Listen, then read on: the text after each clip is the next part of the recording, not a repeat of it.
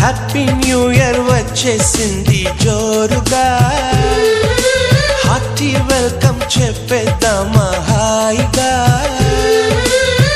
కొత్త కొత్త ఊహల్లో తెలిపోటియా, మనసులోని ఆశల్ని పంచుకో బ్రదర్. గుండెలోని భావాలు గుప్పుమన్న ఈ వేళ, కదిలల్లే కాలపు కన్నెకి టాటా చెప్పుదామా. జనవరితో అడుగులు వేస్తూ ముందుకి పోదామా.